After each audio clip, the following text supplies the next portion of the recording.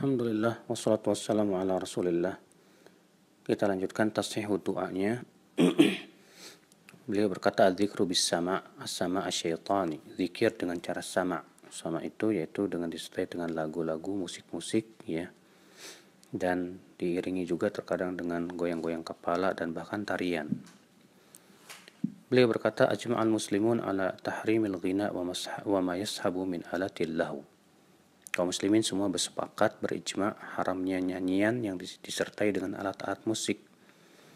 Waqad haqal ijma' jama'at minhum, dan telah menyatakan ijma'nya itu adalah beberapa ulama, di antara Ibnu Jauzi, Ibnu Salah, Al-Qurtubi, Ibnu Taimiyah, Ibnu Qayyim, Al-Haytami, dan juga banyak ulama-ulama sebelum itu dan setelahnya. Walaupun memang ada pengecualian, ya.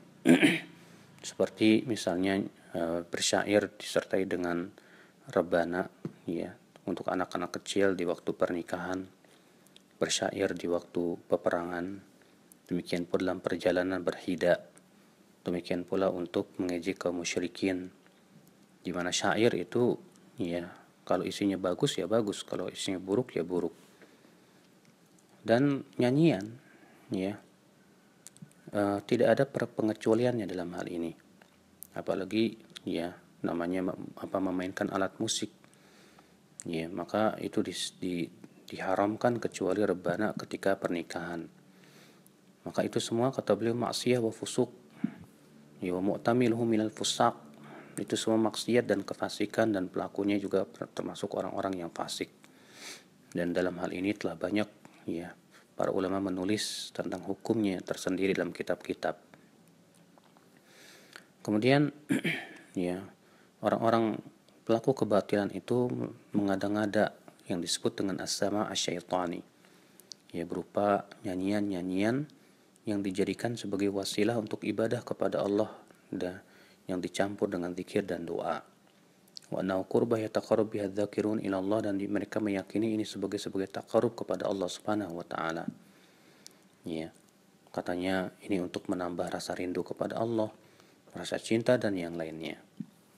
Wa qad ajma'al muslimun ala an hadha min aswa'il anwa'il ittida' bi dzikri wad du'a, dan kaum muslimin telah berijma' bahwasanya ya seperti ini termasuk berlebihan dalam zikir dan doa yang sangat berlebihan.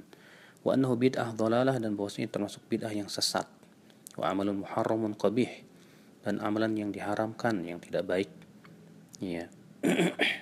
Oleh karena itulah, kata beliau, yang pertama kali melakukannya adalah orang-orang zindik.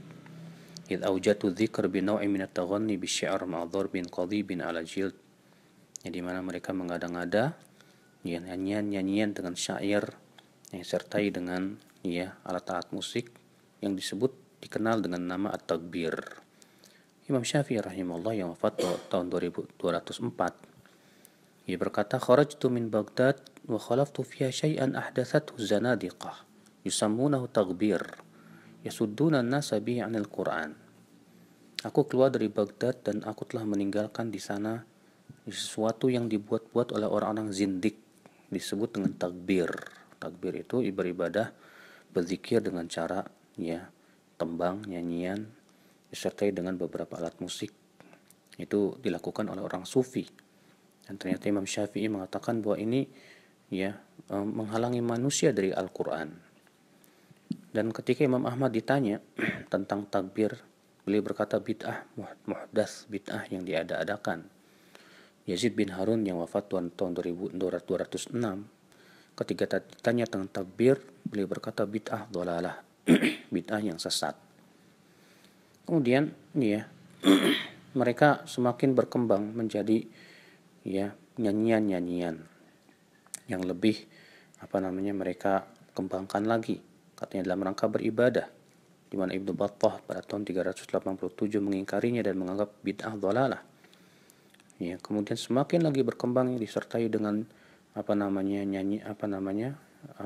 tarian-tarian dengan siulan-siulan, demikian pula alat-alat musik yang lainnya, ya, dan para ulama telah mengingkarinya, seperti Ibnu Jauzi dalam Talbis Iblis, Syekhul Islam Taimiyah dalam kitab Istiqamah, demikian pula, ya, Ibnu Qayyim dalam kitab Ighatsatul Lahfan dan yang lainnya. Allahu